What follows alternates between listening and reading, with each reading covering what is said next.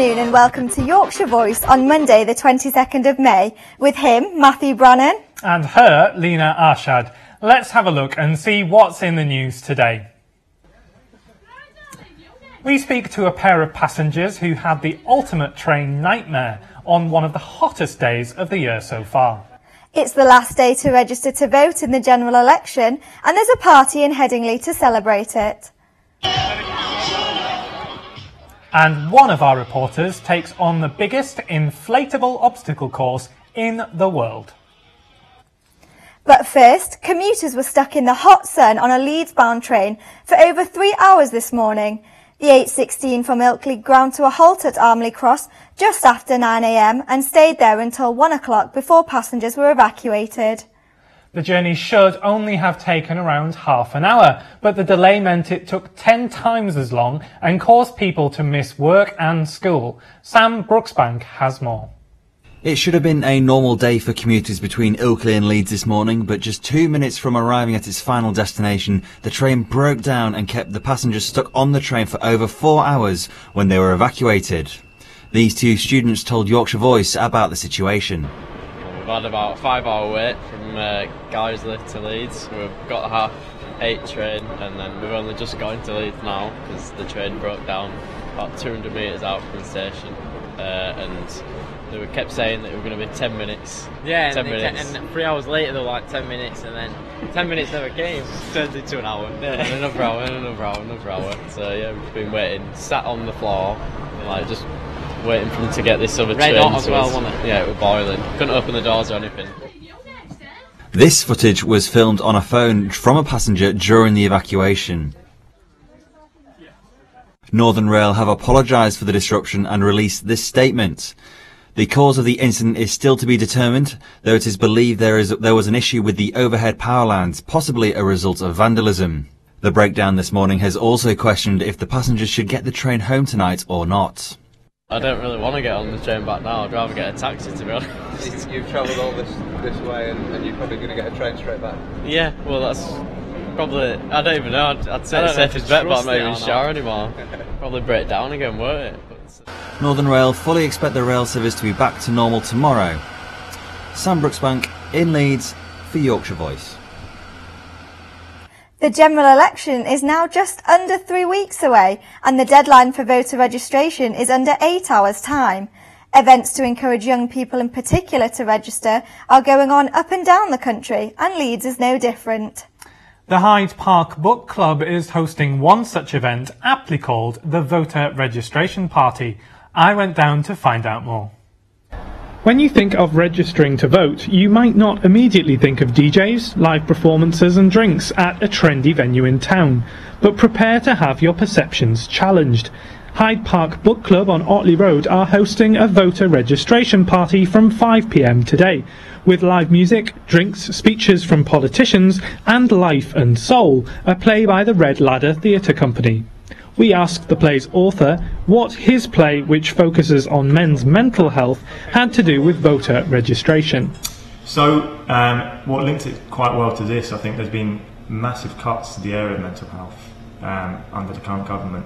And I think we've got a Green MP speaking today, the Labour MP are basing their campaign here. Both parties who pledged to sort of increase spending and take this issue seriously. So I think it's perfect that we've kind of got a platform here as well. Voter registration has seen an impressive surge in the last few days, particularly amongst 18 to 25-year-olds. Nearly half the 207,000 people who registered to vote yesterday were under 25. Registration is open until 11:59 tonight, and you can do it by logging on to gov.uk/register to vote. In the past couple of weeks, we've been interviewing election candidates from all the main parties. Today is the turn of Labour and Alex Sobel, who I interviewed at the Hyde Park Book Club earlier. We've seen quite a surge, particularly amongst young people. I was looking at a graph just before we came down here that actually the surge is really happening in the under 25. Yes. Do you think that's going to help your chances? Well, and Labour's chances? Well, if we look at the polls for 18 to 24-year-olds, Labour is, I think, about 30% ahead of the next party, which are the Conservatives. Labour were ahead in 2015, but only by about 10 points.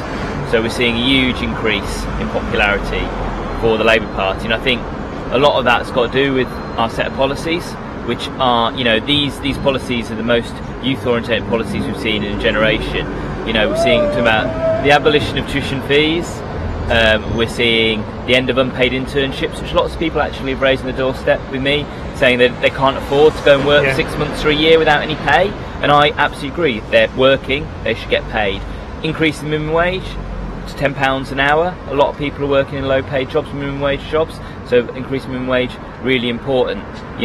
Return of the education maintenance allowance. A lot, obviously, people who vote, very few of them that'll affect, because it's 16 to 18-year-olds.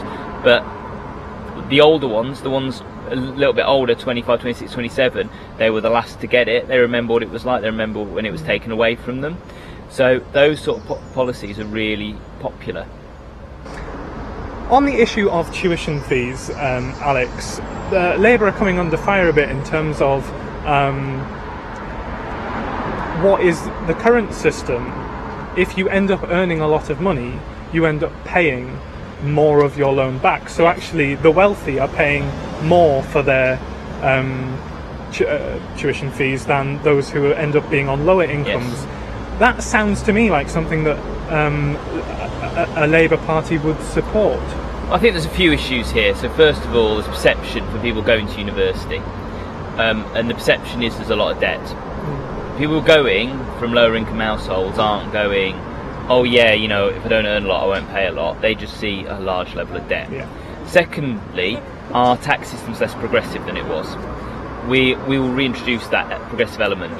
People earning over £80,000 a year pay much more income tax. So those successful people who go to university will be paying more back into the system. It's just not loaded onto their degree. So we'll be paying for tuition fees. The government will be paying for tuition fees. But high earners will still be paying for those tuition fees through their normal tax systems. And we believe that's better.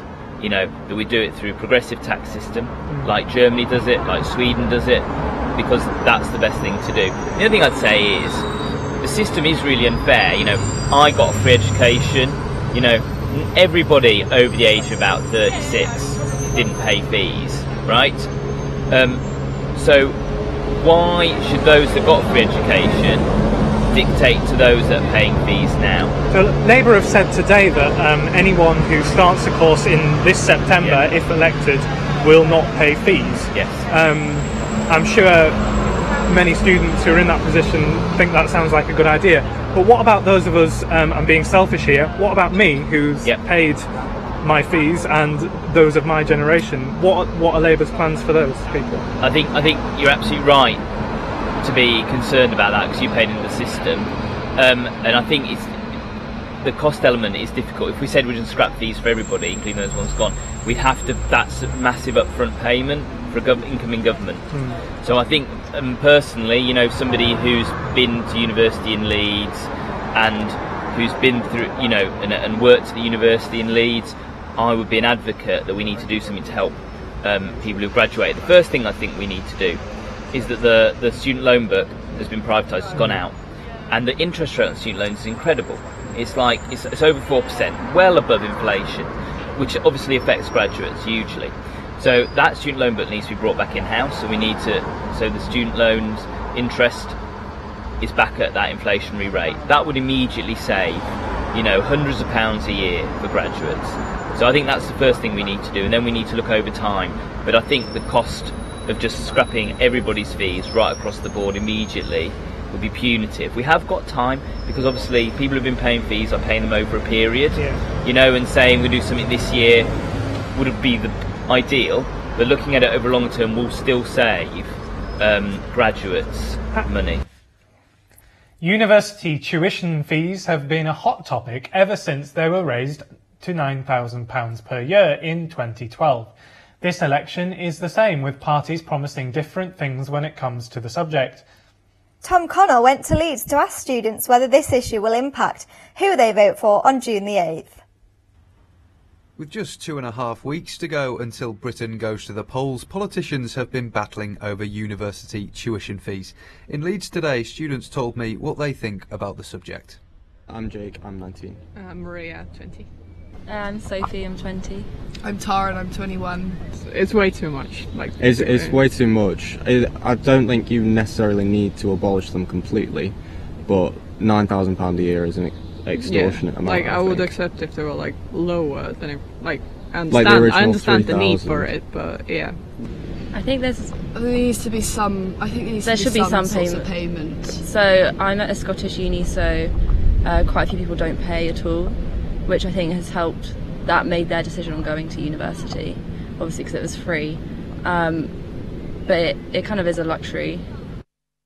But not everyone agrees that costs are necessary.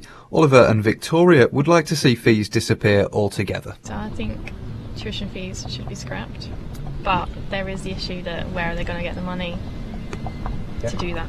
Yeah, I definitely think it's a major part of my decision. I think anything that helps young people get into education, not worrying about debt, is a good thing.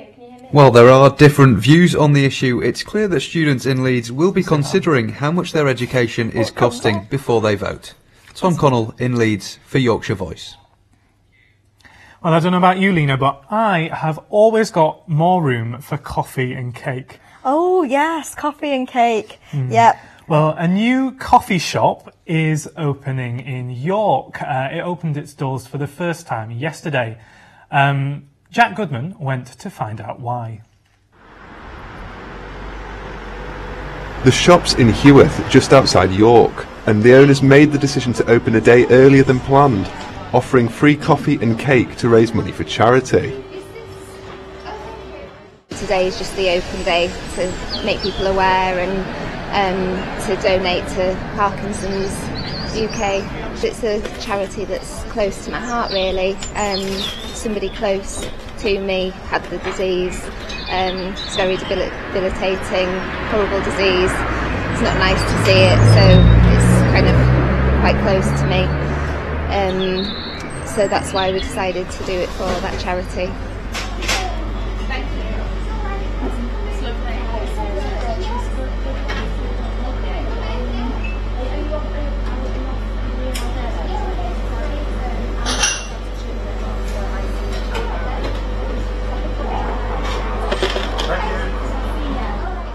I've always lived in this area in Heworth since I was a student over 12 years ago, and I've always just thought it needed something here. Properties don't come up very often here on this little strip, and then this came up, so we jumped at the chance. We've been in here on an evening working. We've had a sign in the window promoting our open day.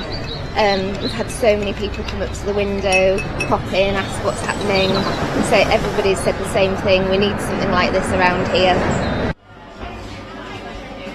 And with the variety of drinks and cakes on offer and the charitable start to its journey, Bean on the Green is sure to have a whole latte success. From Heworth for Yorkshire Voice, I'm Jack Goodman. It was a mixed weekend at Wembley as two of our sides were in action at the National Stadium. York City were able to put their poor league season behind them as they won the FA Trophy with a 3-2 win over Macclesfield Town. Aidan Connolly's goal 4 minutes from time secured a first trophy for 5 years and sent the Minster men faithful into wild celebrations. York had previously led twice through goals from John Parkin and Verdane Oliver, but were pegged back by the Cheshire club before Connolly's late winner. However, Bradford City will be playing in League One again next season after they fell 1-0 to Millwall. Former Leeds United striker Steve Morrison broke the hearts of Bantam fans and players alike with an 86th minute strike to send the Lions into the Championship. Cricketing's War of the Roses is petering to a close as the final day of Yorkshire's County Championship match at Lancashire looks set to end in a draw.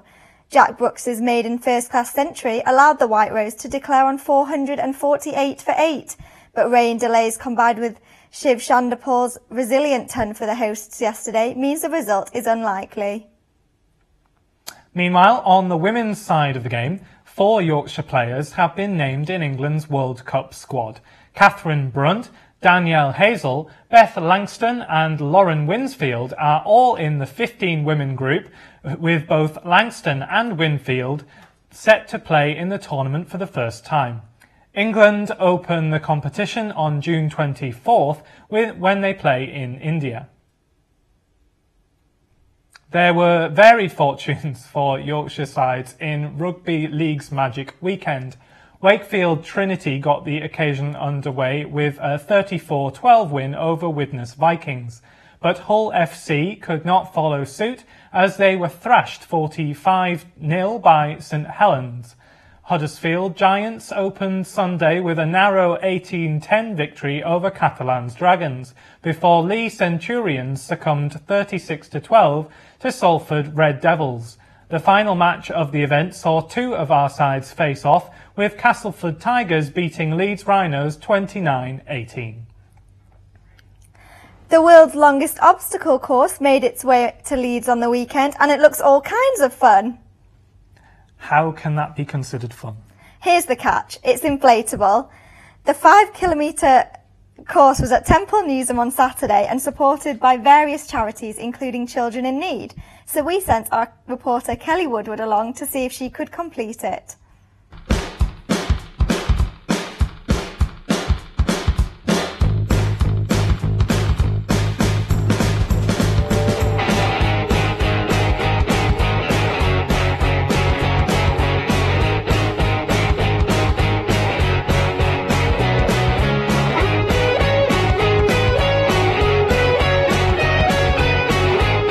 The biggest inflatable obstacle course on earth headed to Temple Newsham in Yorkshire on Saturday. Gung Ho is a unique 5k course and around 5,000 people took it on. Runners were challenged by a host of inflatables including gauntlets, climbing walls, labyrinths and even a giant ball pit, requiring the same amount of air to inflate as 100 million footballs. People could run and raise money for charity or just do it for fun. I'm raising money for the candlelighters. So they're just basically a charity for children's charity who's been suffering, devastated by cancer. How much money have you raised? I don't know what the group total is, but I've actually raised £225 so far. We're doing a thing at work for Matt Millen, so... Do you know how much you've raised? Not yet, no. Not yet? Not yet, we'll find out on... Yeah. It could be a couple of hundred quid, something like that. Okay. Yeah, we're all bugging a tenner in between us and then family and friends and stuff. The support at each of the obstacles. Last year sometimes it felt a little bit like you were being rushed to get over them, whereas this year it was loads more relaxed. And the finish slide was just the best thing ever. It was really. Because there wasn't water last year, whereas this year there's water on it, so that was loads better. The music's been good, like definitely kept us going when we've got to the obstacle bit. So yeah, and the guys were helpful on the climbing bit around the corner, so yeah, it was good. Need the strong man to pull us over the obstacles. Children in Need is the national charity partner of Gung Ho, and thousands raise money by running in this event. People absolutely love Children in Need, they really engage with Pudsey. Children absolutely love Pudsey, of course, because he's famous. We normally sell loads of our merch, including our t-shirts, and we get a big sea of yellow going across the whole event. It's fantastic. I say, remember Pudsey, remember who you're supporting. There's thousands of children across the UK that need our help. Keep going and don't give up. People of all ages, from children to pensioners, stumbled, slipped and slid across the fun-filled 5k. Kelly Woodward reporting for Yorkshire Voice. Well, Kelly Woodward is in the studio today. She's our floor manager. Give us a wave, Kelly. Well done. That looked like a lot of fun. That's all we've got time for today, but be sure to check out our Twitter feed at Yorkshire V, and you can email us at Yorkshire Voice LTU. That's all we've got time for. Goodbye.